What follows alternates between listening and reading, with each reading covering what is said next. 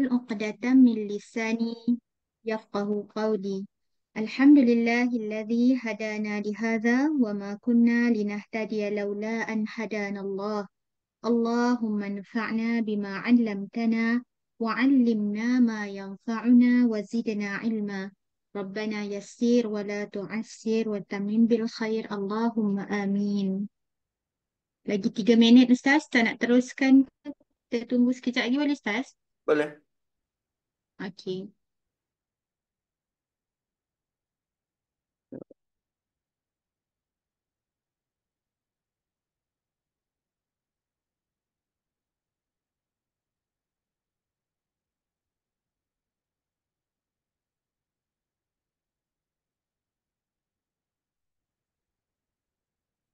Oh,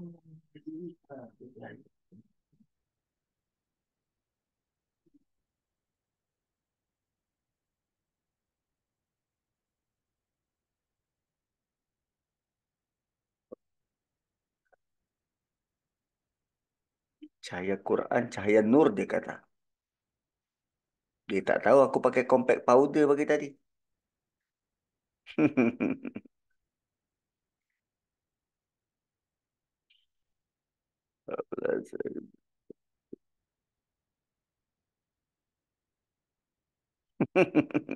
Make up dari sini je lah. Dia tak boleh dekat-dekat. Kalau dekat-dekat dia gelap. Tu jauh-jauh sikit.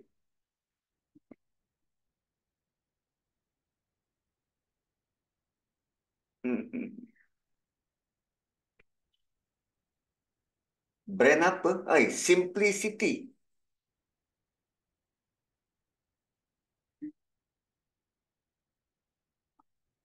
Simplicity. Aku tengah nak compilekan tadabbur surah Kahfi dalam bentuk e-book.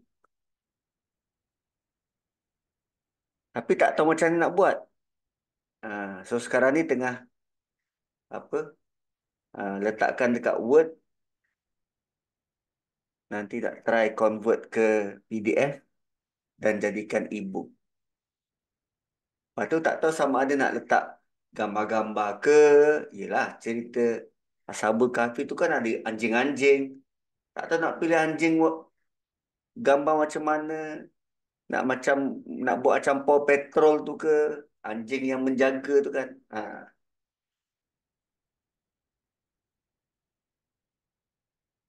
Dan dijangkakan benda tu panjang dan banyak. Yelah kita nak tengok setiap perkataan. Surah Kahfi ni dia punya perkataan-perkataan dia rare, unik dan menarik. Ah, dia daripada awal trigger kita sengaja nak membangkitkan kita berteka-teki. Ah, perkataan yang diguna apa? Hasibah, adada, sinin, tentang tahun, tentang bilangan. Rupanya Allah tak nak pun kita tahu tentang tahun dan bilangan tu. Saja je buat gempak. Tapi rata-rata manusia tumpu pada tu. Tu perkataan yang Allah guna tu um, apa nama? Memancing kita untuk berfikir sebaliknya. Tapi kalau difokus, tu yang hari tu cuba untuk ketengahkan. Oh, rupanya dapat sambutan. Bila saya bawa surah Nur, tak siapa pun yang like. Tapi bila bawa surah Kahfi tu, pui, menderu.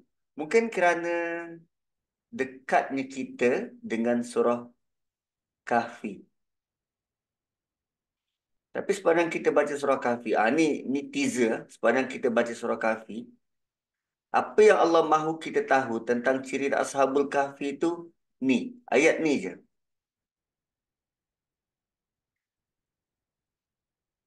Ini kesimpulan utama surah pula, cerita Ashabul Kahfi. Mereka pemuda yang beriman dan kami tambah petunjuk.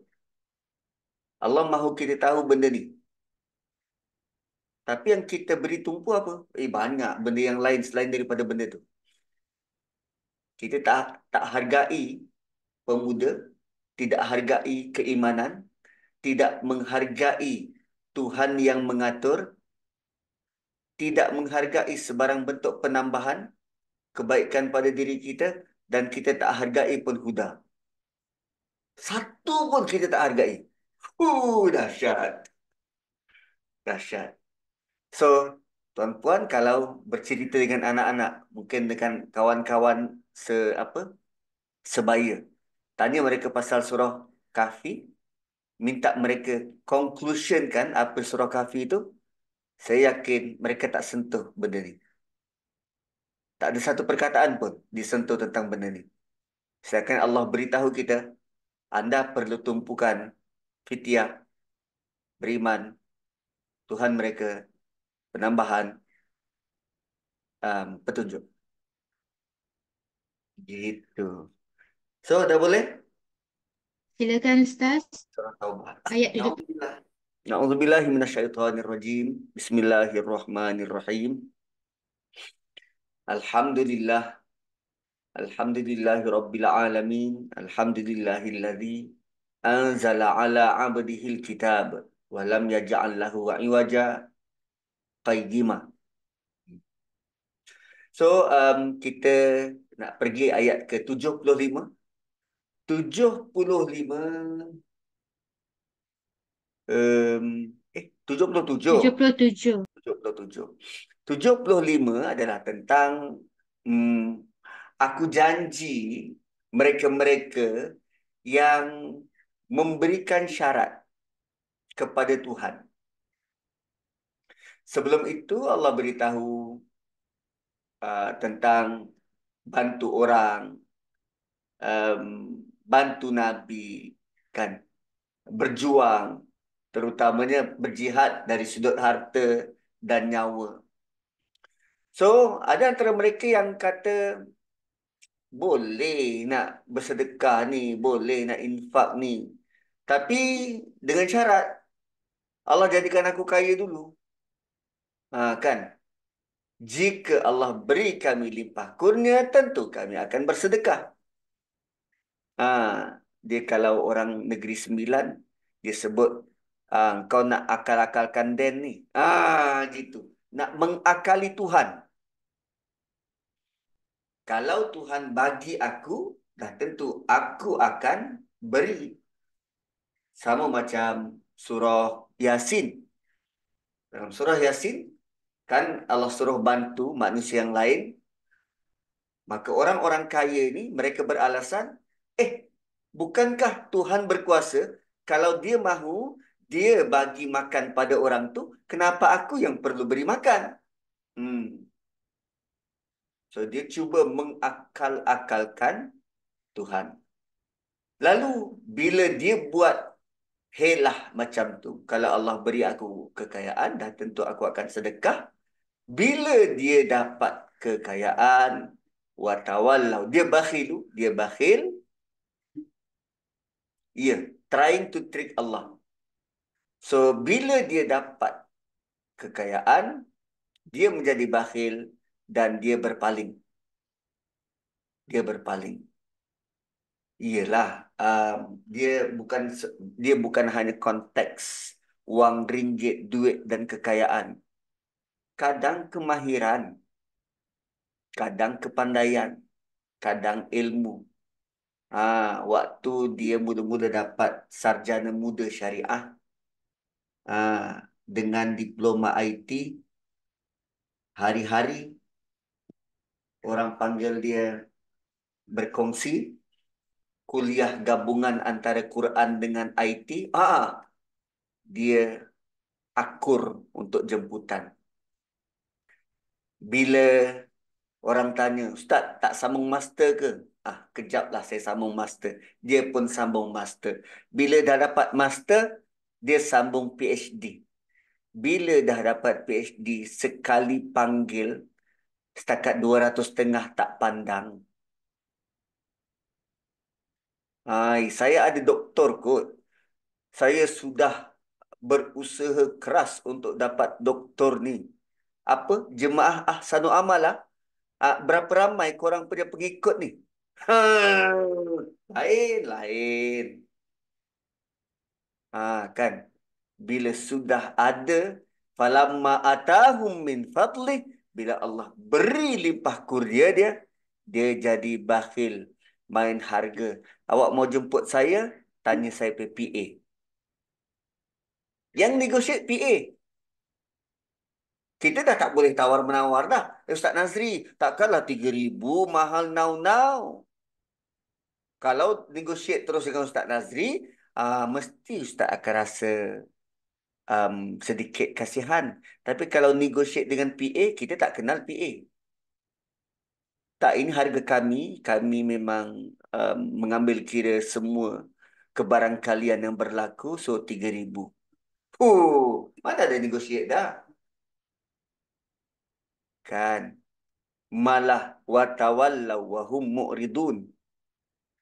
Bila ini berlaku, bakhilu watawallaw mu'ridun. Tiga benda. Bakhil, tawallau, mu'ridun. Maka kita masuk ke ayat 77. 77 ni menggerunkan. Fa'aqabahum. Akibatnya. Kesan daripada apa yang dia buat tu. Nifaqan fi qulubihim. Hati mereka subur sifat munafik.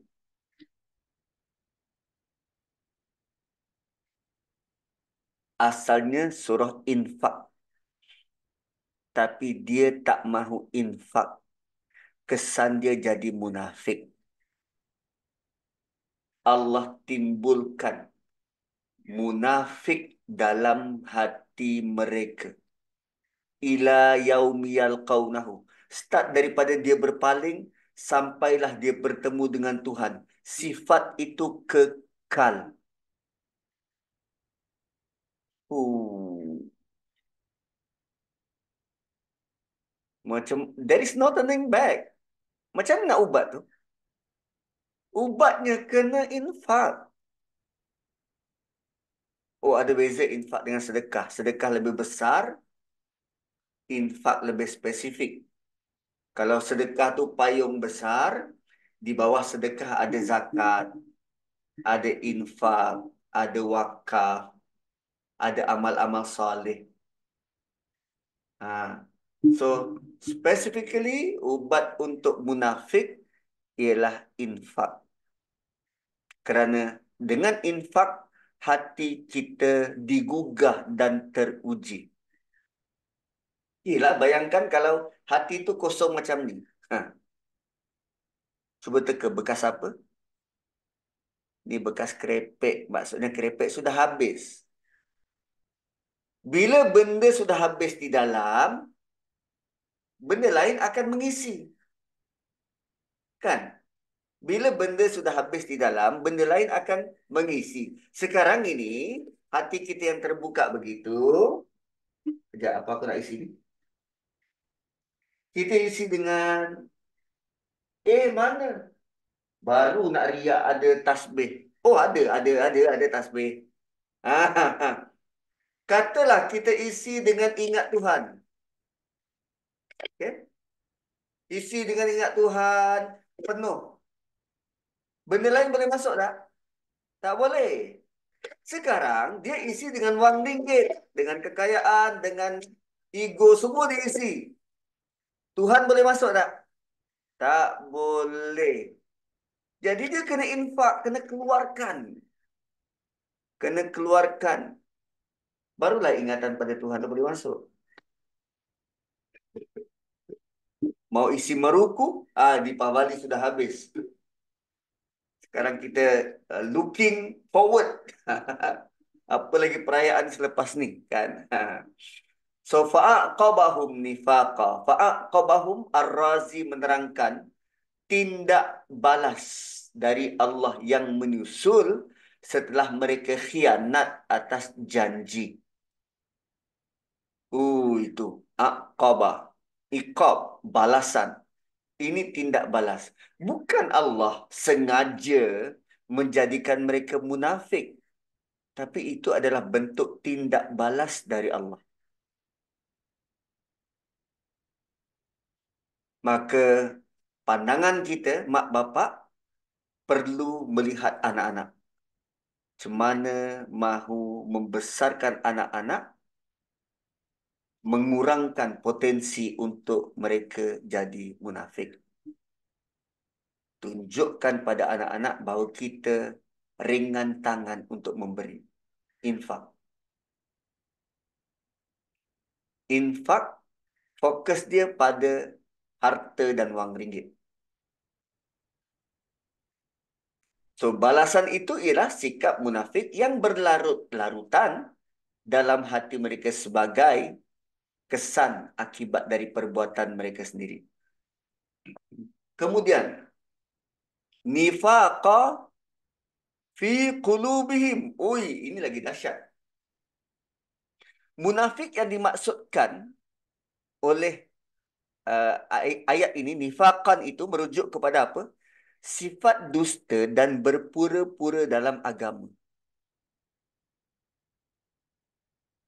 Agama tu mengaburi sahaja dia punya niat sebenar. Contoh. Um, Okey, saya datang kepada tuan-tuan. Saya dekat tangan saya ni ada buku. Tak apa puan-puan, saya tahu puan-puan sibuk untuk baca. Tapi saya cuma nak ambil 2 minit masa puan-puan untuk lihat buku ini. Buku tentang solat, bacaan zikir Nabi selepas solat. Buku ni bukan untuk tuan-puan baca, tak. Buku ini diperlukan oleh anak-anak di sekolah. So, kalau tuan-puan menyumbang sebagai wakaf,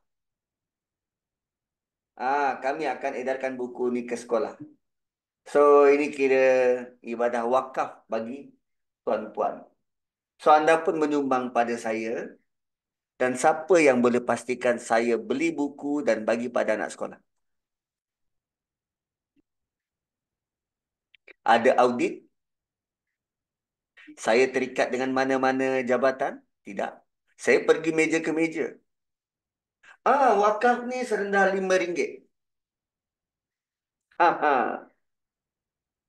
Kan. So, lepas ni tuan-puan boleh hubungi saya punya PA, nanti dia akan up saya punya QR Masjid Negara.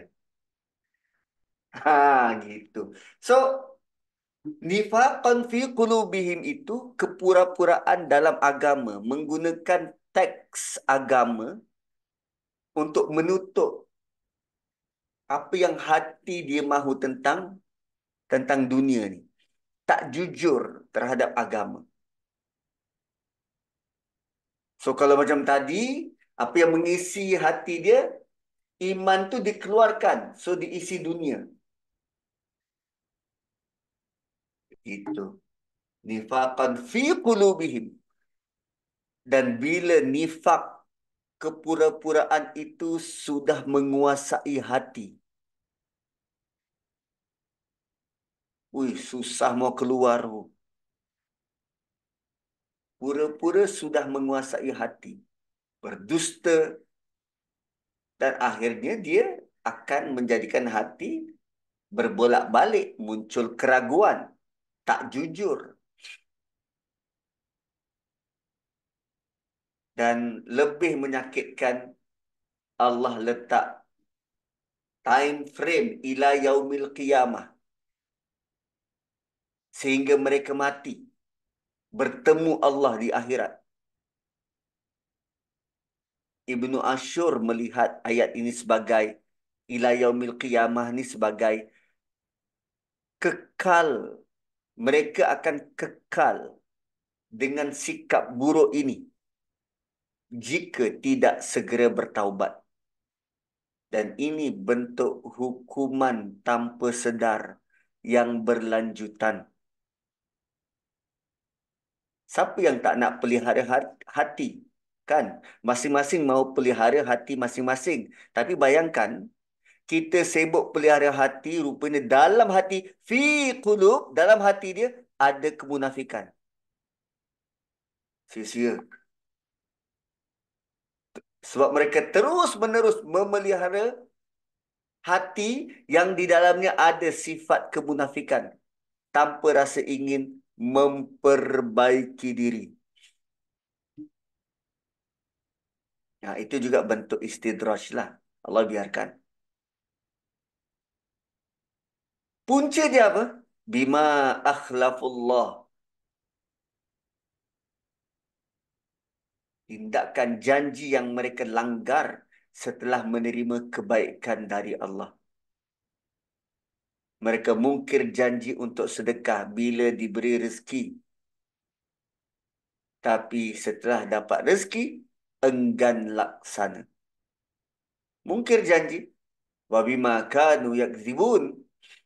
Sya'rawi menjelaskan kedustaan mereka bukan hanya terhadap janji, tetapi tersebar pada pengakuan mereka berkaitan dengan keimanan. Berpura-pura sebagai orang beriman.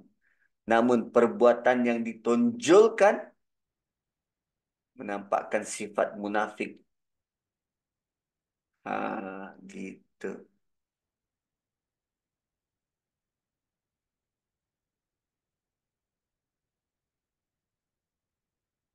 Dia ada satu cerita tentang seorang lelaki dari kaum Ansar. Namanya Sa'labah bin Hatib. Sa'labah bin Hatib. Cerita itu benar, tapi kadangkala ada unsur penambahan yang tak logik. Kan, dia ni miskin, betul dia miskin. Sembahyang berjemaah pun selepas daripada solat dia bergegas balik ke rumah. Alasan dia sebab dia hanya ada satu kain untuk berkongsi dengan isteri. So dia minta Nabi doakan dan benar dia menjadi orang senang selepas itu. Dan dia semakin sibuk dengan dia punya kesenangan. Semakin sibuk dengan apa yang dia usahakan, menternak haiwan. Dan ada pernah Nabi arahkan dia untuk zakat, dia tak bagi zakat. Tapi yang tak betulnya bila Abu Bakar minta, no, dia minta Nabi minta zakat, dia bagi zakat. Bila Abu Bakar minta zakat, waktu tu dia semakin banyak, dia tak bagi zakat. Ataupun dia nak bayar zakat, Abu Bakar tak terima. So itu dilihat sebagai kecacatan. So Abu Bakar tak mungkin menghukum manusia yang mahu buat ibadah. So cerita-cerita macam tu, tuan-puan boleh rujuk kepada Ustaz Zulkhairi. Dia penyaring kisah-kisah yang popular di meja penceramah. Aku tak pandai menyaring. Okey. So itu ayat 77. Dan kemudian Allah lanjutkan lagi. Alam ya'lamu. Ayat 78. Alam ya'lamu. Tidakkah mereka mengetahui? Kenapa Allah kata mereka? Mereka. Ni kan semua ni mereka. Yalqaunahu yakzibun. Mereka. Kenapa? Sebab bila sebut pihak ketiga, itu menunjukkan jarak lebih jauh dengan Tuhan. So, tidakkah mereka tahu bahawa Allah tahu rahsia dan bisikan mereka? Wa anna Allah 'allamul ghuyub. Allah mengetahui hal-hal yang gaib.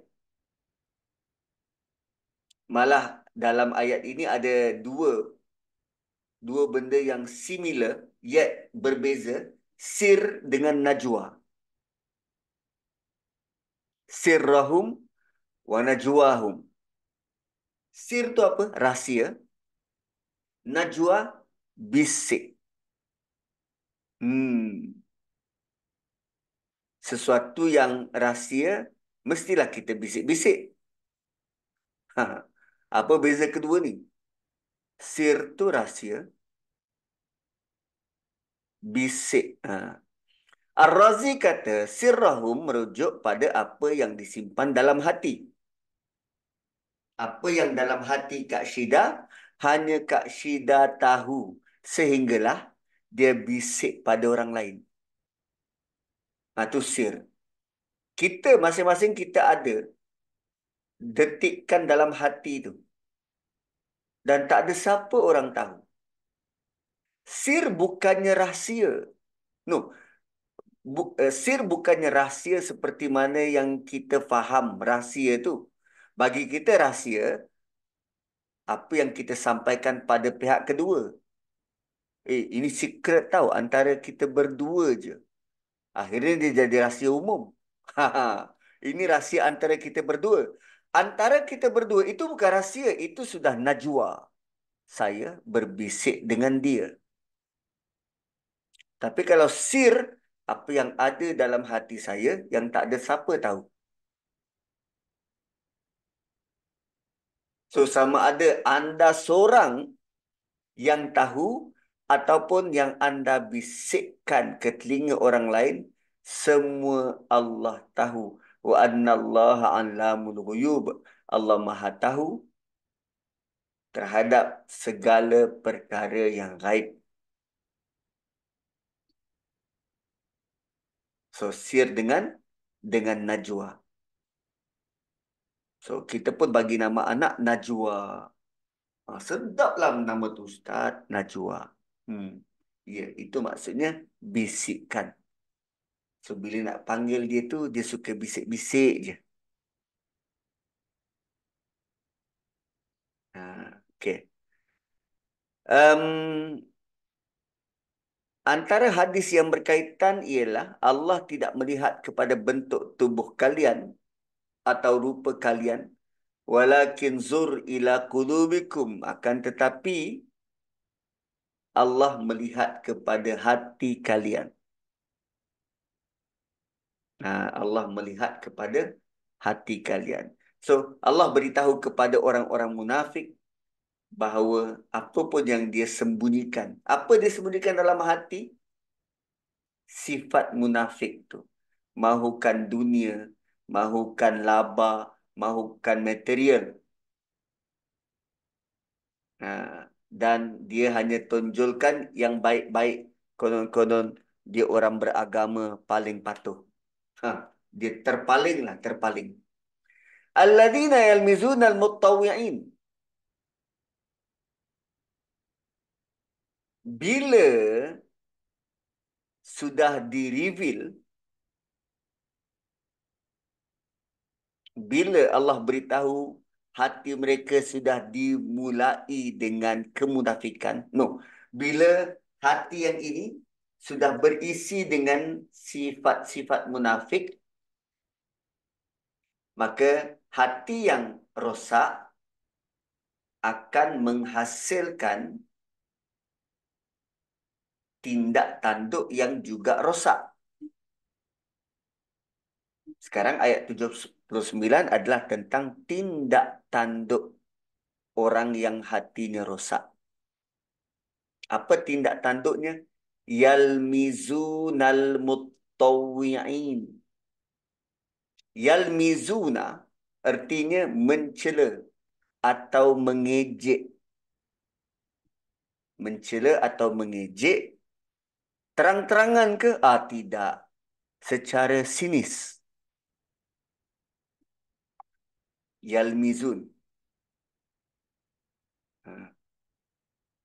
Macam mana tu? Mengejek secara sinis. Dia menyindir, mencemooh. Tujuannya untuk lemahkan semangat. Alah, sedekah banyak-banyak buat apa? Sembayang pun tak. Kan? Sedangkan sedekah dan sembayang dua ibadah berbeza. Ha. Alah, tak guna ulang-alik pergi masjid tungan apa nama? Tunggang terbalik solat. Hidup kau bukan kaya pun. Kan? Ulang-alik pergi masjid tak kaya-kaya buat apa? Ha. So, mereka merendahkan. Yalmizun, mencela, mengejek. Muttawwi'in, muttawwi'in adalah orang-orang yang apa? Apa tu? Sedekah yang mereka beri secara sukarela. Itu mutawi'in. Mutawi'in maksudnya orang yang bersedekah dengan kerelaan hati. Dia bersedekah bukan sebab orang lain minta. Ustaz tolonglah Ustaz. RM20 je Ustaz. Ustaz RM20 je. Ustaz janji kalau Ustaz bagi RM20, saya nak pergi ke bandar, nak um, apa nama, nak pergi ke ATM untuk keluarkan duit bantuan saya. Kejap, engkau minta aku RM20. Engkau minta suruh aku transfer RM20 ke dalam nombor akaun. Lepas tu kau punya alasan dengan RM20 yang aku bagi, kau nak pergi ke bank, nak jolok ATM untuk keluarkan duit daripada bank. Logik macam mana dia pakai ni? Kan? Tapi mutawiin ialah orang-orang yang bersedekah dengan rela hati, beramal tanpa paksaan, bertindak tanpa disuruh. Inilah bukti orang-orang yang ikhlas, sedekah kerana cinta pada Allah. Kan kadang kan kita ialah bila sudah berkahwin lama, kita ada semacam persefahaman antara suami isteri. Dan bila Allah tarik salah seorang, mungkin Allah matikan suami kita atau kita pergi dulu, maka pasangannya itu akan suka bernostalgia. Teringat balik, ialah dah 10-20 tahun bersama. So antara yang dia ingat tu, isteri aku suka bersedekah. Aku pun nak meneruskanlah legasinya. Maka tiap kali Jumaat dia akan bersedekah. Bukan dipaksa, tapi kerana cinta tu. Cinta pada isteri, cinta pada suami. Dia dulu suka bersedekah, aku teruskan. So sekarang ini mutawiin ialah dia beri itu kerana cinta pada Allah. Bukan pada manusia, tapi pada Allah. Cintanya pada Allah menjadikan dia senang untuk infak. Cuma Ibnu Ashur menggariskan, dikata amal ini tidak wajib. Mutawiin ini ialah usaha individu, orang beriman untuk rapat dan dekat melalui amalan sedekah. Wih, bayangkan ada satu gelaran untuk orang yang ikhlas bersedekah. Namanya mutawwi'in. Jarang-jarang kita sebut. Seorang yang macam ini yang diperlekeh oleh orang munafik. Kan? Kemudian apa lagi? Walladzina la yajiduna illa juhdahum. Oh. Siapa lagi yang diperlekeh oleh orang munafik ni? Orang-orang miskin. Orang-orang miskin yang hanya mampu memberikan sedikit sesuai kemampuan mereka.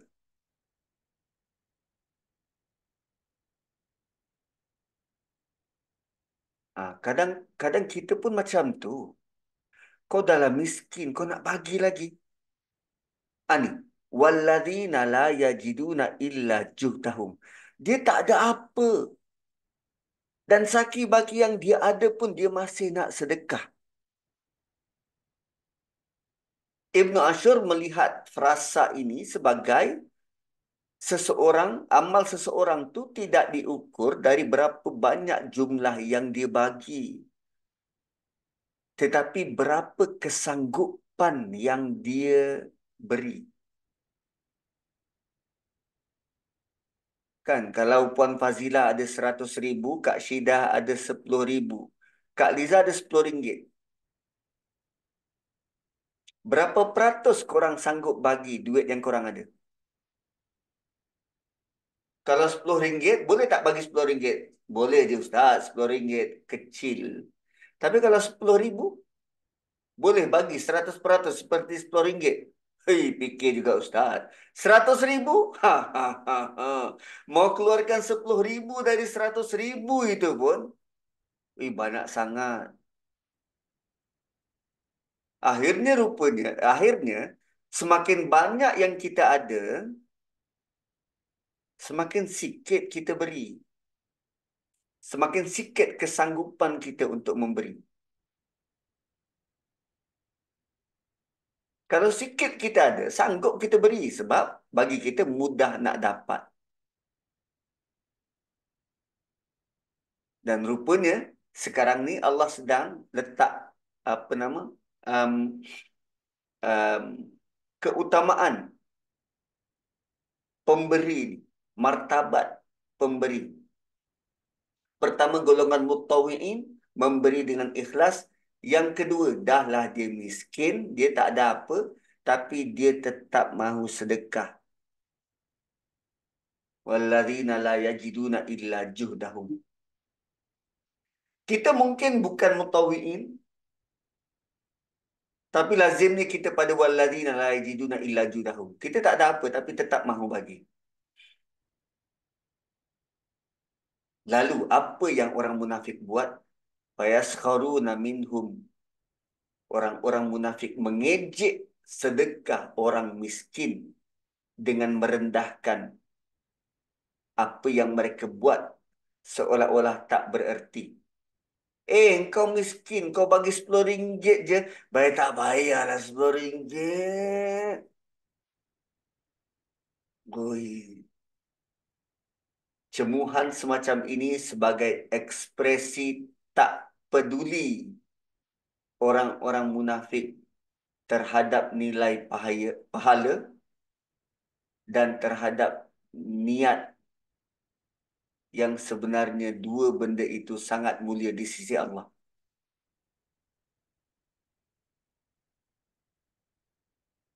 Sebab bila hati ini, kan makin makin gelap kan, aku pun tak tahu apa sah. Tapi bila hati ini sudah dipenuhi dengan sifat munafik, kesan dia tak akan nampak perkara-perkara yang berkaitan dengan hal ehwal ghaib, pahala, niat ikhlas. Tak ada. Ukurannya apa? Material. Sebab di dalam hati dia sudah nilai material tu. Kau sedekah RM10 je, RM1 je. Ya apalah nilainya RM1. Alah. Kan? Sekarang abdi air RM1 tak cukup, RM1.50.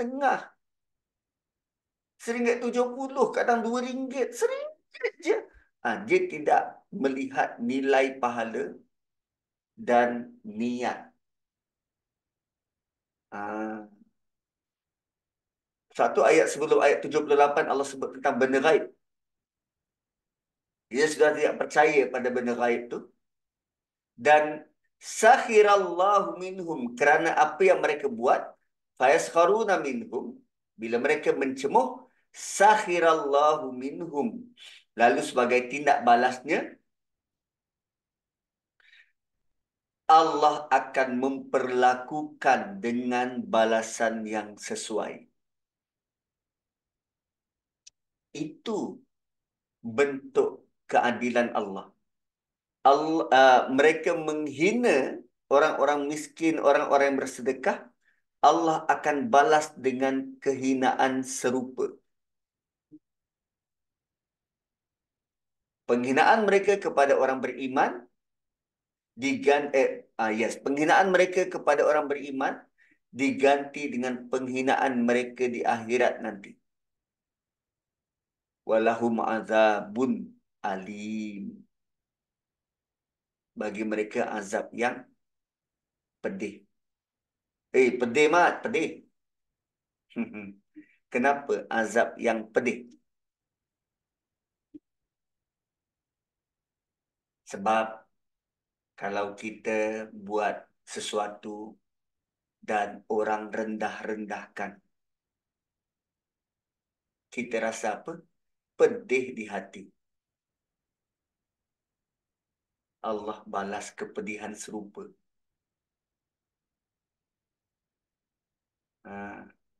Walhal orang munafik ni dia bukan buat kacau ganggu fizikal. Kan? Dia cuba cakap je. Alah, RM1 je, baik tak payahlah. RM1 dapat apa? Orang yang memberi itu pedih tau. Pedih. Pedih. So, walahum azabun alim. Bagi mereka azab yang pedih. Kenapa dia buat macam tu? Kenapa mereka beria-ia mahu mengejek orang-orang yang bersedekah? Sebab mereka tak nak buat.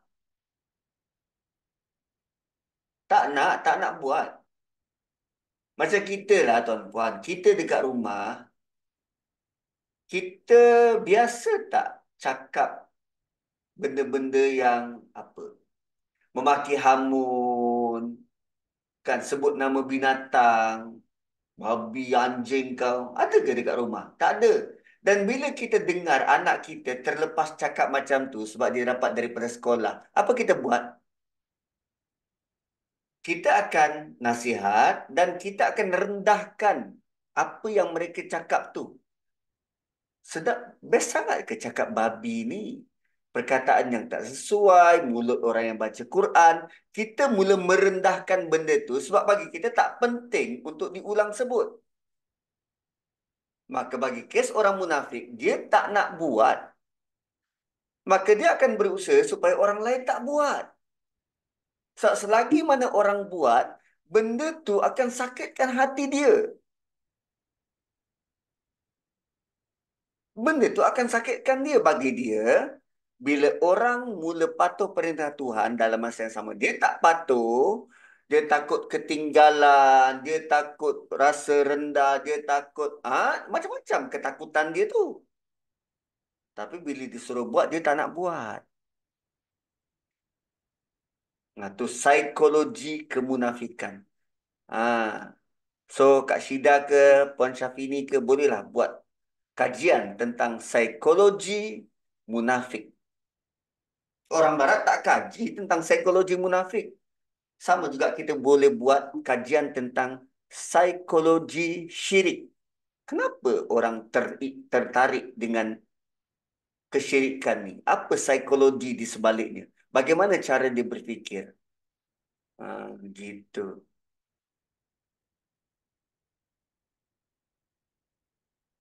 Kan?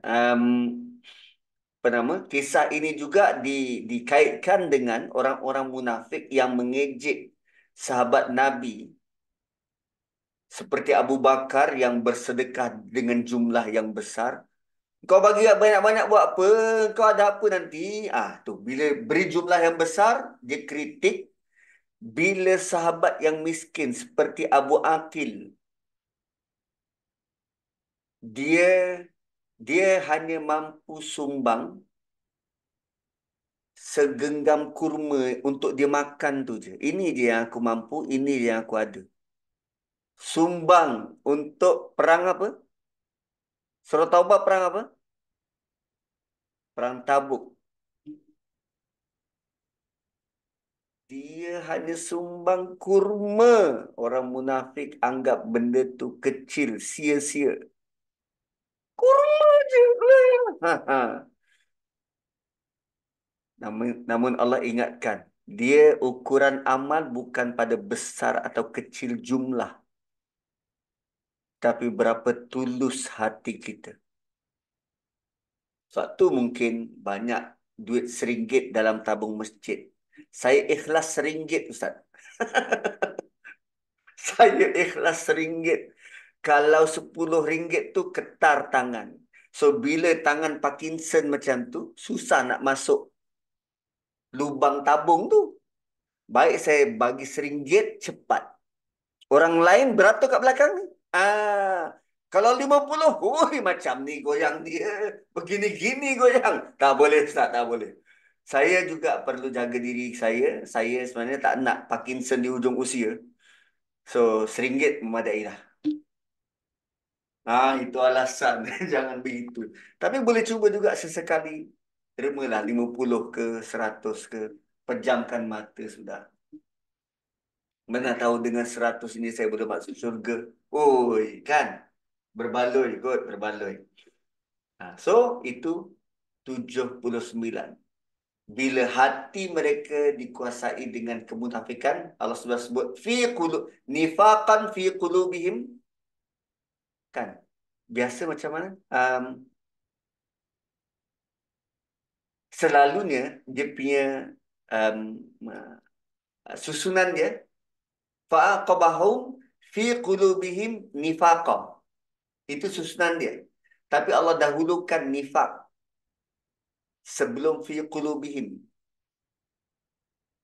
Maksudnya intensiti yang mendalam, penekanan sungguh-sungguh tentang sakit munafik itu dalam hati mereka. Begitu. Allah suruh kita berikan intensiti lebih kepada penyakit nifak. So kalau mereka sakhirah, mereka memperlekeh, Allah akan balas balik. Okey. Oh, ini ayat ni gerun. Setelah mereka buat apa yang mereka buat, berjanji untuk jadi baik, bila dapat kurniaan tak jadi baik. Kemudian merendah-rendahkan pula orang buat baik. Lalu, apa yang berlaku? Seperti biasa, Nabi kan baik orangnya. Bila dia nampak ketidakadilan, orang cakap pada Nabi, "Hai Muhammad, berlaku adillah dalam pembahagian harta." Oh, kan? Atau ada orang perlekehkan Abu Bakar depan Nabi. Apa benda kau sedekah banyak-banyak? Atau memperlekehkan Abu Aqil. Nabi kan baik. Nabi minta ampun bagi pihak orang munafik yang mula keras kepala, yang melawan Nabi. Dan Allah ingatkan Nabi, apa yang Nabi buat, Allah tak terima. Wow. Itu jam Nabi beruntung sebab apa yang Nabi buat, Allah terus guide. Kan, Nabi minta ampun bagi pihak mereka, Allah terus bagi tahu ultimatum. Tidak. In tastaghfir lahum sab'ina marratan fala yaghfirallahu lahum. Malah dalam hal ini, bila Allah beritahu 70 kali, Nabi buat 100 kali. So Allah kata kalau 70 kali, Allah tak terima. Oh, kalau 100 mungkin Allah terima. Nabi tetap berusaha agar mereka diampunkan. Itu zaman Nabi. Nabi beruntung sebab Allah beritahu. Bayangkan kita, tuan-puan. Kita nampak ciri-ciri begitu pada anak kita. Dan kita mohon pada tahajud kita malam-malam hari, "Ya Allah, ampunkan anak aku. Ya Allah, ampunkan anak aku." Mana mungkin wahyu turun pada kita, "Sudahlah ibu. Engkau minta ampun pun tidak. Dia tidak akan diampunkan." Oh, iyo. Hanya dengan kesilapan, kesalahan mulut, didahului dengan ingkar, mungkir janji. Nabi minta ampun bagi pihak, Allah tak ampunkan. Sedangkan Nabi, orang yang sama, yang melihat, mengangkat wajahnya ke langit beberapa kali dan Allah ubah kiblat hanya dengan perbuatan itu. Belum minta, Allah dah makbulkan. Ini Nabi minta bukan sekali, bukan 2 kali, 70 kali. Berapa berat kesalahan munafik ni?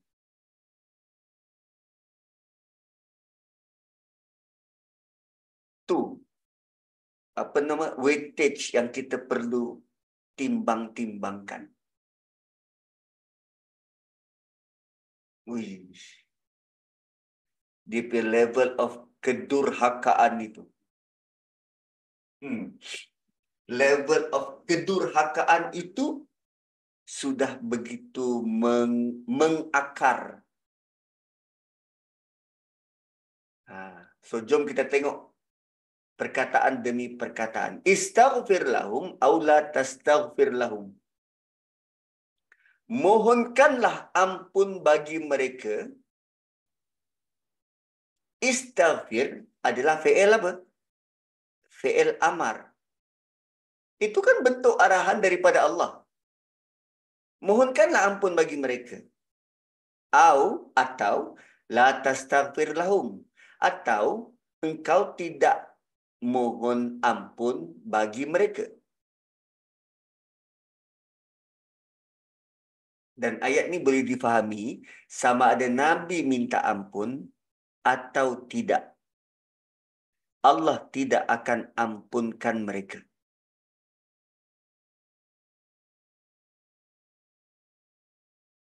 Ini sebagai penegasan dari Allah terhadap sifat yang mereka mahu kekalkan dan tak mahu berubah. Arahan ini hanya kepada orang munafik yang mahu mempertahankan status quo, mahu kekal jadi munafik.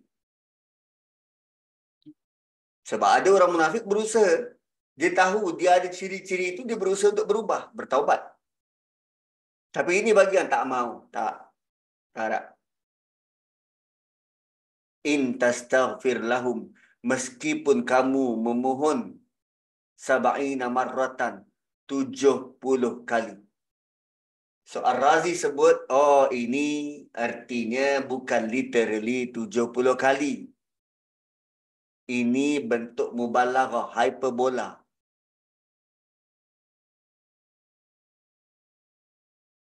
Kak Liza hari-hari berdoa, ada tak spesifik doa mohon keampunan untuk anak, untuk suami? Ada. Berapa kali?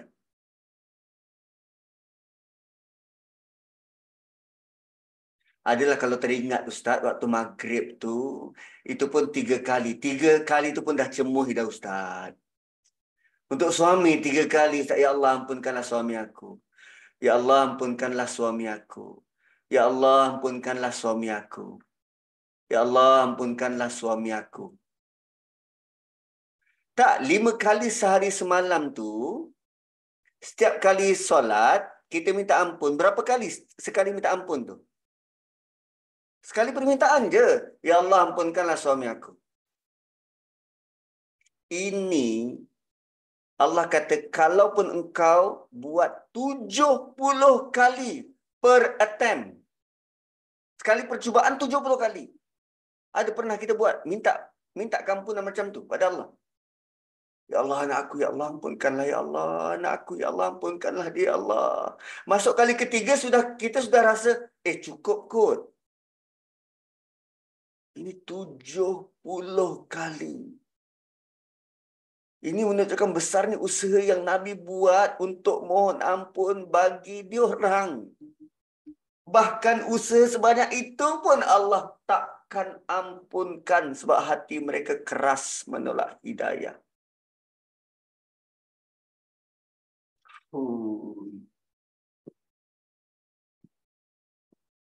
Maksudnya kesalahan lain. Mungkin suami kita terlanjur kantoi curang. Atau anak kita mungkin terlanjur buat kesalahan itu dan ini. Dalam doa kita pada Allah, kita boleh minta ampun pada Allah bagi pihak dia 70 kali. Itu pun kalau kita serius menyayangi dia. Ini menunjukkan betapa seriusnya Nabi menyayangi umat. 70 kali kot. 70 kali. Dan lihat, falan yaghfirallahu lahum. Allah sekali-kali tidak akan kini dan selamanya. Lan tidak akan sekarang dan sampai bila-bila. Allah tidak akan mengampuni mereka kerana taubat mereka tidak jujur.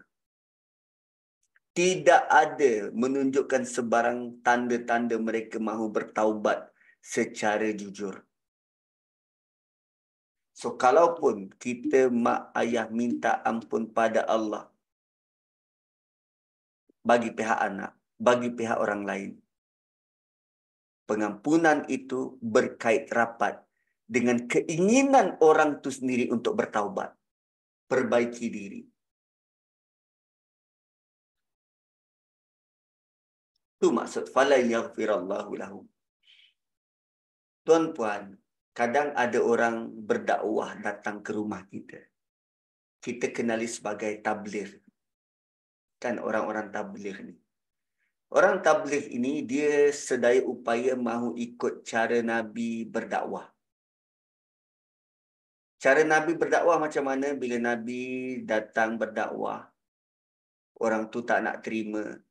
Malam harinya Nabi berdoa pada Allah, ya Allah ampunkanlah dia.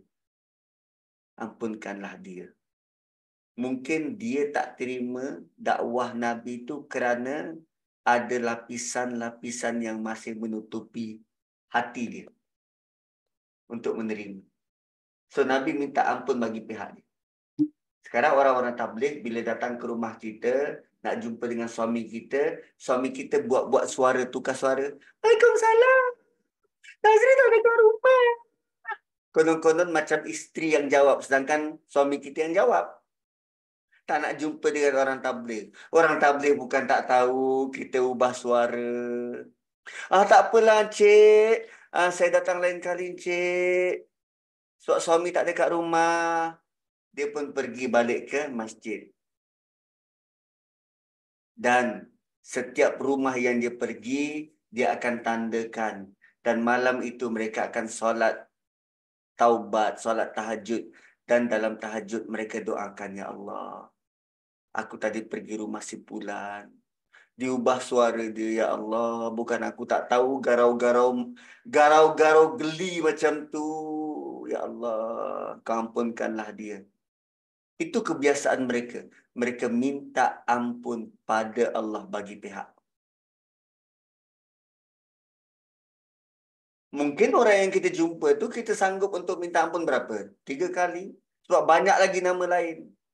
Sekarang Nabi usahakan 70 kali. Oh yo, ini usaha bukan sedikit, tuan-puan, bukan sedikit. 70 kali. Ui. Kemudian bi'annahum kafaru billah. Allah tidak ampunkan mereka kerana apa? Kerana mereka kafir dengan Allah dan Rasul. Itu punca dia. Bi'annahum kafaru billahi wa rasuli. Ini alasan mengapa Allah tak ampunkan mereka. Sebab mereka sedar menolak dan menentang Allah dan Rasul. Sebab tu Nabi rasa masih ada harapan. Sebab tu aku masih lagi minta keampunan bagi pihak mereka. Mana tahu in the future mereka berubah.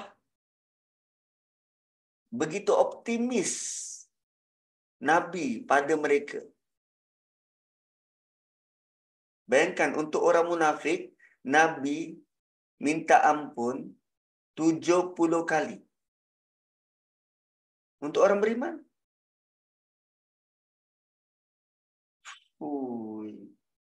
sampai basah janggut Nabi.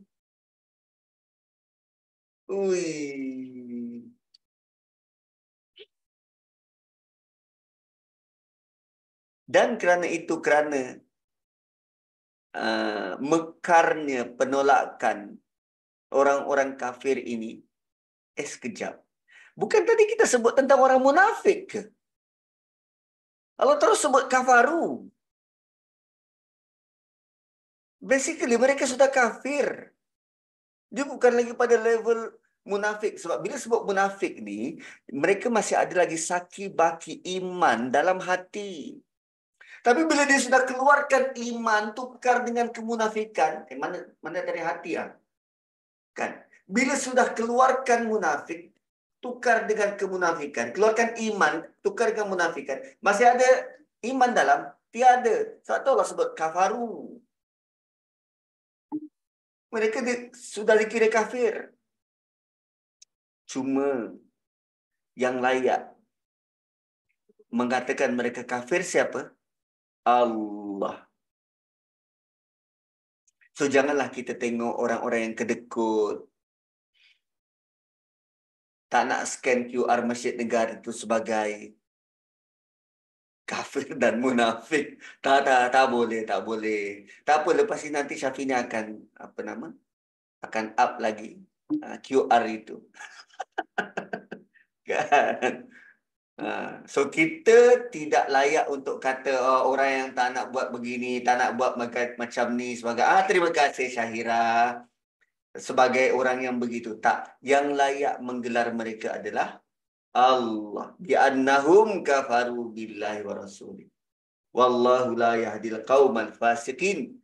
Allah tidak beri petunjuk. La yahdi. Allah tak beri petunjuk kepada orang-orang yang fasik.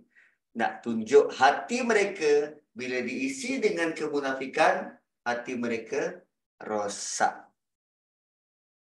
Saya tak dapat scan, Ustaz, sebab Brunei Bank not easy to transfer across country. Oh, by the way, saya ada Wise. Saya ada account Wise. Wise itu dia boleh terima globally. Masuk account saya dulu dan saya transfer ke Masjid Negara.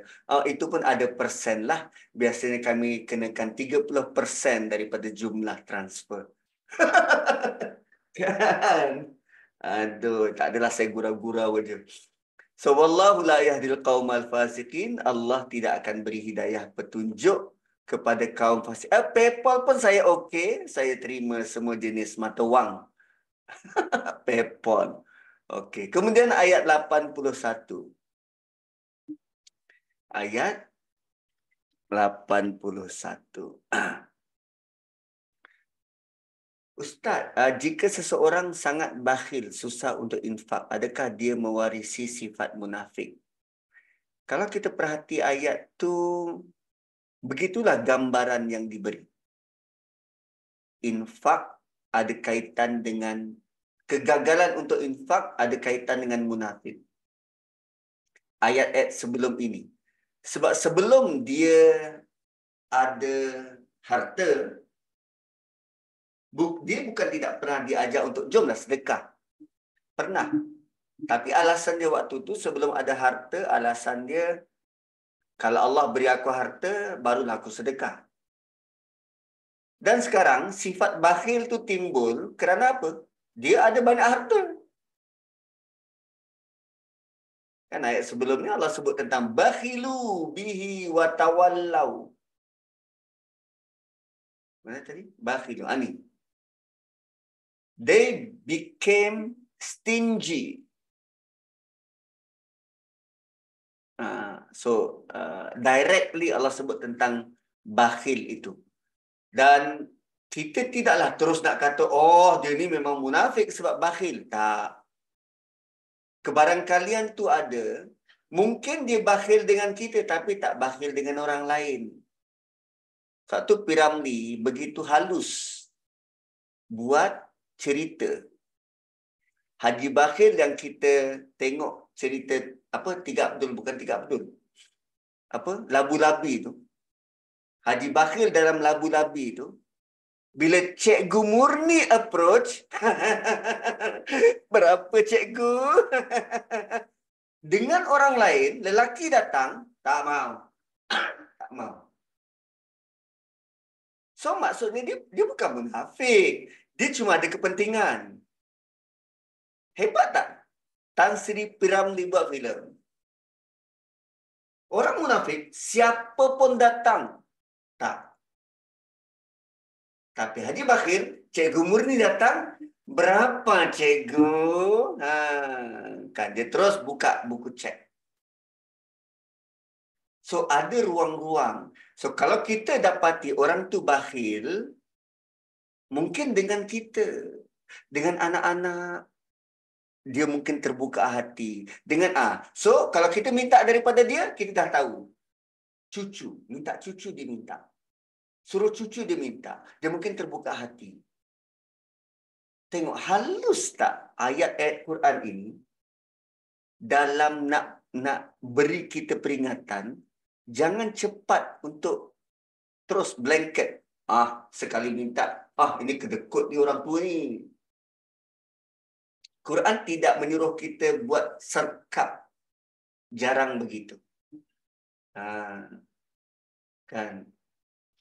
Cikgu Murni. Ui, nama tu. So, tu kebijakan Tan Sri P. Ramlee dan penasihat-penasihat dia dalam buat filem yang sikap yang susah nak diterangkan tapi dibuat dalam bentuk filem luar biasa. So, farihal mukhallafun. Alamak. Bila dia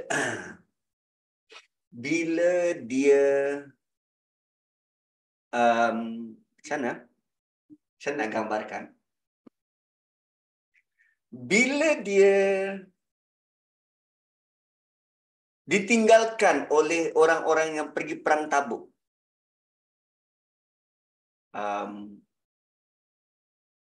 Jap. Saya nak bawa benda yang lebih mudah untuk kita lihat. Orang munafik, dia tak suka kalau orang lain bersedekah dan dia dia perlekehkan. So, bila dia mula perlekehkan, orang tu jadi lemah semangat. Okeylah, aku tak nak sedekah lah. Sedekah pun buat apa? Betul juga cakap engkau tu. Kalau aku sedekah pun tak guna. Aku bukan ada banyak duit pun. So, bila orang tak buat, dia happy. Dia happy sebab dia tak nampak perkara-perkara yang menyakitkan mata dia.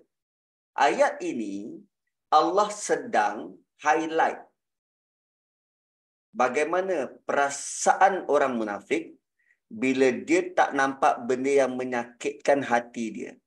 Perasaan dia apa? Fariha. Dia seronok.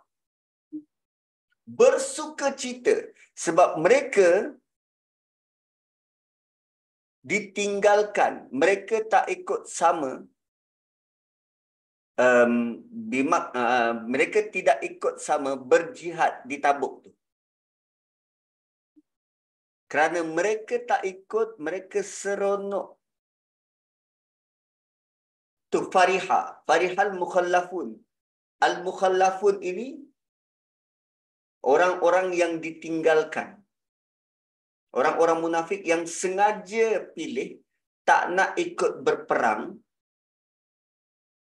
Dan Nabi tinggalkan tu sebab mereka melekehkan Abu Bakar, mereka melekehkan Abu apa tadi nama dia? Siapa tadi nama dia? Abu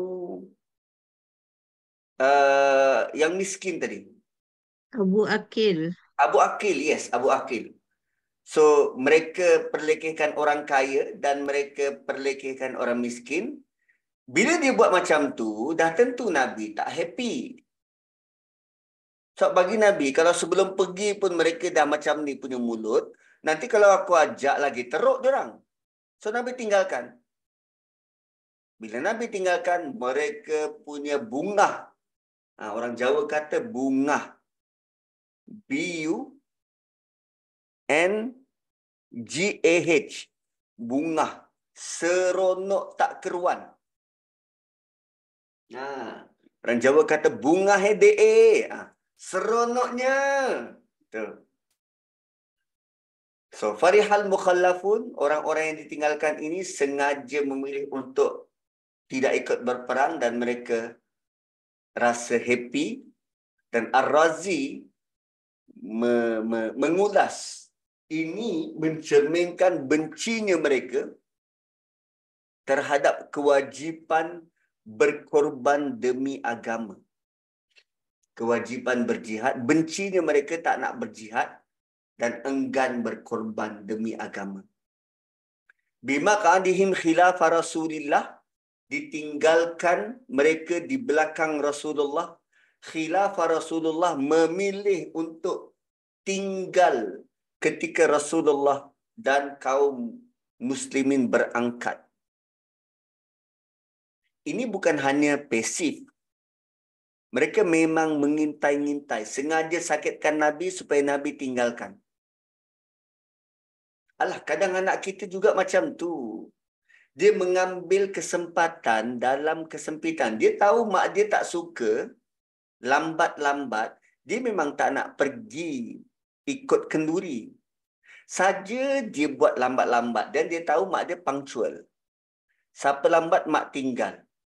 Dia saja lambat-lambat kan. Dia tahu mak dia ready dah pukul 9. Dia bangun pun 8.45. Bila mak dia dah siap semua, pergi masuk bilik. Long, kau tak siap lagi. Dah, mak tinggal. Mak dia keluar. Hai, mak ni pun bawa kenduri pergi rumah orang tua. Mana ada awet-awet cantik kat situ. Tapi kalau mak dia kata, besok kita nak pergi rumah yang tu. Rumah Kak Syida. Kak Syida tu ada anak perempuan. Okey ke, mak? Saya ready sebelum subuh. Tapi kalau dia tahu rumah tu tak ada siapa, mak dia nak pergi pukul 9, 8.50. Sanggup dia biar mak dia naik Grab. Tengok. Sama. Allah sedang highlight benda tu lah. Farihal mukhallafun. Dia sengaja buat Nabi sakit hati dan Nabi tak nak ambil risiko supaya pergi berperang perlu bersatu. Tak nak ambil risiko ada kekacauan, Nabi tinggalkan. Lalu dia happy. Wakarihu ayyujahidu bi amwalihim wa anfusihim. Sebenarnya mereka enggan untuk berkorban dengan harta dan jiwa. Tu Allah highlight. So harta dia selamat, nyawa dia selamat. Mereka tidak bersedia korbankan sesuatu. Rupanya kita infak, kita bersedekah ini bukannya kita membantu orang susah itu semata-mata. Tidak. Realiti kita berinfak ialah kita sanggup korbankan apa yang kita ada untuk Allah. Kita sanggup korbankan benda yang kita berharga bagi kita demi Allah. Sebagai galang gantinya, takkanlah Allah tak nak beri benda yang berharga di sisi Allah seperti syurga, seperti redha diberi pada kita. Kan? Kalau kita sanggup berkorban sesuatu yang berharga untuk Allah, takkanlah Allah tak boleh nak balas serupa. Itu patut logik yang kita fikirkan. Tapi sebab yang kita nampak ialah dollar and cents, kan? Yang kita nampak ialah dollar and cents, itu yang jelas. Maka kita hanya menimbang bertambah berkurangnya dollar and cents berbanding melihat redha Allah, syurga Allah dan bersedekah tu untuk Allah.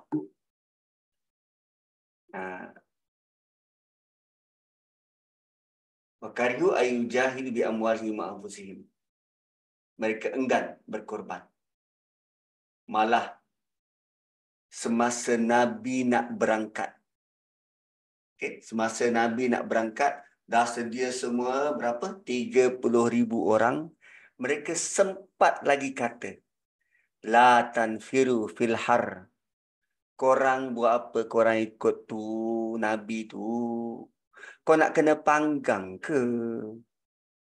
itu, janganlah kamu pergi berperang dalam panas terik. Alasannya apa? Cuaca panas. Kau nak kena panggang ke? Padang pasir ini musim panas kot. Ditambah lagi waktu perang Tabuk tu bukan sekadar musim panas, musim menuai. 2-3 hari lagi buah nak masak sesuai untuk dituai. Kau nak pergi apa? Panas terik macam ni. Bila mereka sebut macam tu, Allah turunkan ayat ni, ilhamkan pada Nabi. Qul naru jahannama asyaddu harra. Neraka jahannam lebih panas.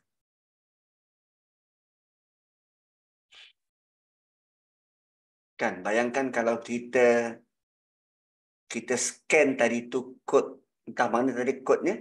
Kalau kita scan itu dan kita letak nilai RM50 dan dalam hati kita bercongak-congak, wih, pintu syurga lebih mahal. Kan lain.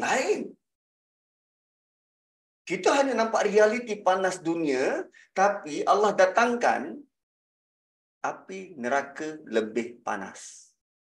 Lain. Kita derma RM50, RM100 dengan beri gambaran air di syurga tu lebih bernilai. Pakaian di syurga tu lebih mahal. Setakat aku bayar RM100, yang beg Hermes pun tak mungkin boleh. Hermes pula. Oi, tolong sikit Ustaz. Nama dia bukan Hermes. Hermes. Bekin. Apa ada RM100 nak beli bekin? Oi, jauh sangat. Kan? Eme. Tu dah kena tegur dah tu. Eme. Bukan emes. Eme. Sekali gambar dekat Instagram, dia bawa beg dia macam mana? Macam ni, dengan shade warna hitam, baju hitam, rupanya harga beg tu RM500,000. Kau ada? So, setakat anda sumbangkan 100, 200 dekat Masjid Negara punya QR tadi tu. Dengan 100 tu tak boleh beli pun beg-beg macam tu. Tapi sebagai galang gantinya, syurga itu ternyata lebih bernilai dan lebih mahal. Satu, apa yang orang munafik sebut, Allah terus datangkan idea tentang akhirat. Allah tak kata api di dapur rumahmu lebih panas. Tidak. Allah kata neraka, azab neraka Jahannam. Sebut nama tempat Jahannam itu. Asyaddu harran. Tengok mereka kata apa? Qul la tanfiru fil, ada alif lam. Allah balas harran tanpa alif lam. Di sini engkau boleh mengagak kepanasannya. Al-har, kepanasan tertentu. Tapi kedahsyatan neraka itu panasnya harran, infinity. Begitu Allah bermain dengan bahasa, nak menunjukkan beza antara panas yang engkau boleh agak dengan panas neraka yang tak beragak. Tak beragak kepanasan. Lau kanu yafqahun. Oi, Quran punya bahasa ni, dia punya ketepatan tu. Yafqahun berulang kali. Yafqahun berulang kali. Allah sebut, ulas, letak berkaitan dengan orang munafik. Contoh lain, dalam surah Munafik sendiri. Sifat yang sama, ingatan yang sama, Allah sebut yafqahun. Innal munafiqina la yafqahun. Kejap, mana? Surah Mutaffifin, Tariq. Oh, sebelum tu lagi. Qalam, Tahrim, Talaq, Munafiqun. Ni? Zalika bi annahum amanu summa kafaru fatubi'a ala qulubihim fahum la yafqahun. Mereka tidak faqih. Dua kali dalam surah ini, Allah sebut lagi satu kali. Walakinnal munafiqina la yafqahun. Sama macam surah Taubah ini. Berkaitan dengan perangai munafik. Laukanu yafqahun. Sekarang, apa maksud faqih? Kita kenal menjadi cabang ilmu besar dalam Islam sebagai ilmu fiqh. So, apa maksud yafqahun? Adakah dia bermaksud sekadar mengetahui?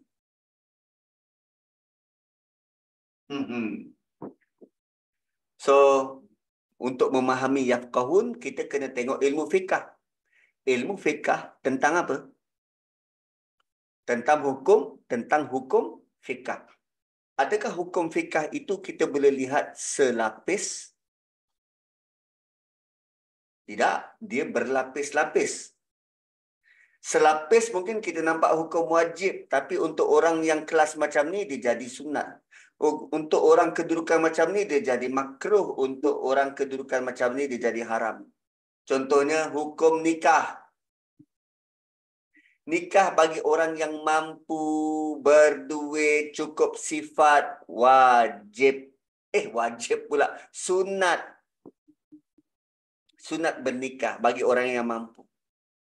Wajib bagi orang yang kalau dia tak kahwin, dia buat benda haram. Itu wajib.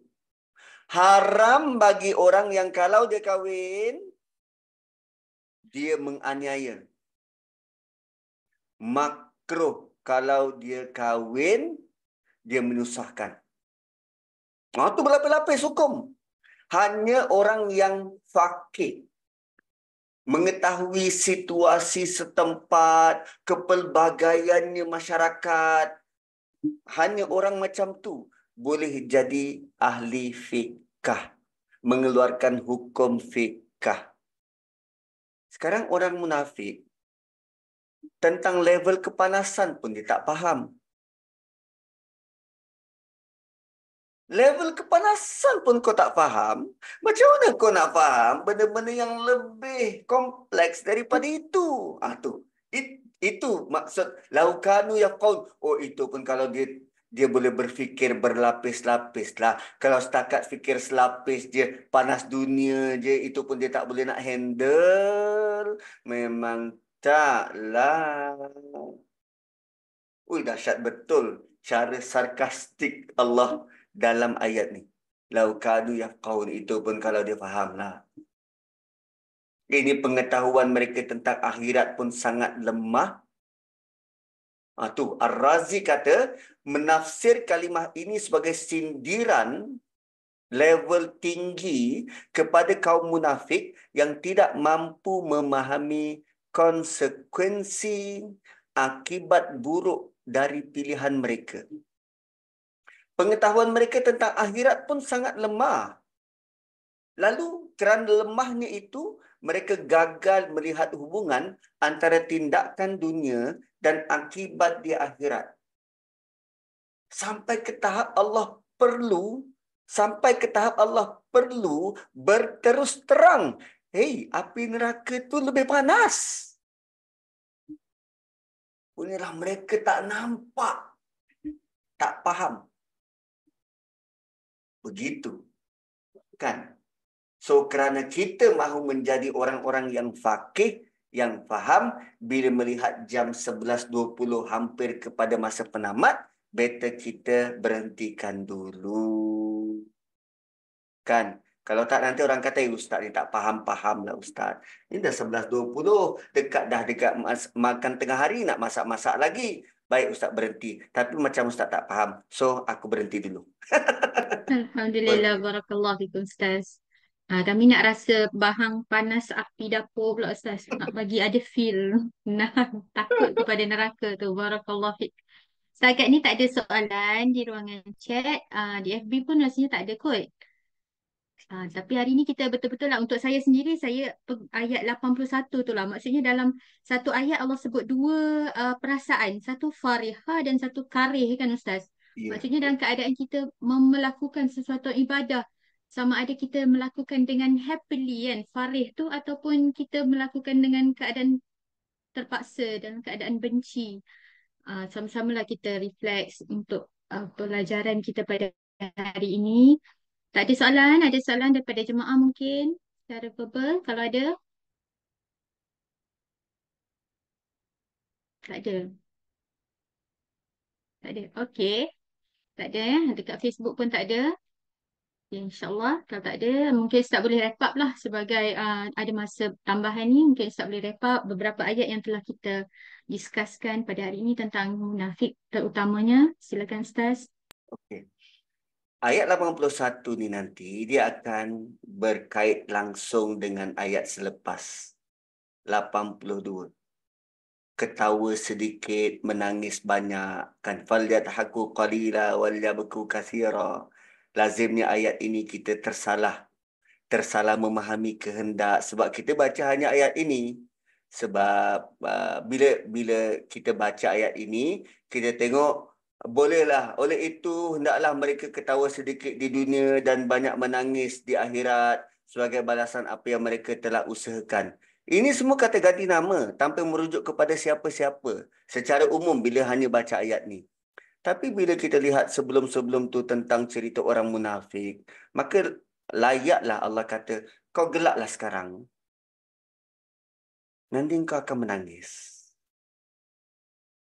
So, penutupnya ialah, bukan kita tak boleh happy gelak-gelak dekat dunia ini. Kan, kalau kita baca solely ayat ni, Allah suruh banyaklah menangis dekat dunia sebelum kau menangis nanti ke akhirat. Bukan begitu. Ayat ni adalah sindiran keras kepada orang-orang munafik. Bahawa keperluan untuk kita menyedari apa yang kita isi dalam hati kita. Kalau kita isi banyakkan sifat-sifat munafik dan kita buangkan keimanan pada Allah, maka selayaknya kita akan banyak menangis di akhirat nanti. Tapi bermulalah dengan mengisi sesuatu yang bernilai. Iman kepada Allah, fakih terhadap kehidupan itu sendiri. Maka dorongan untuk farihah, bergembira dengan ibadah dan bukannya didorong dengan perasaan benci dan tak suka, itu lebih bermakna menjadikan kita semakin fakih, semakin tahu realiti dan akhirnya kita menemui kegembiraan sebenar di akhirat nanti. Barakallahu li wa lakum. Saya tutup dengan tasbih kafarah dan suratul Asr. Kembali kepada Ustazah Syafini. Barakallahu fikum Ustaz. Sekali lagi saya mengingatkan diri saya dan kita semualah untuk mengubat hati kita dengan istighfar, dengan infak, insya-Allah. Kita akan kongsikan QR code nanti di dalam grup JAA. Saya dah macam TVL Hijrah punya ni dah. Okey, kalau tak ada apa-apa, insya-Allah kita tutup dengan tasbih kafarah dan surah Al-Asr. Subhanakallahumma wa bihamdika asyhadu an la ilaha illa anta. Jazakallah khairan. Terima kasih. Assalamualaikum. Terima kasih Ustaz. Terima kasih Bini. Jazakumullah khairan. Jazakallah khairan Kak Niza. Okay, kita tutup ya. Assalamualaikum. Terima kasih semua. Assalamualaikum. Terima kasih Liza, Syafni. Assalamualaikum. Assalamualaikum.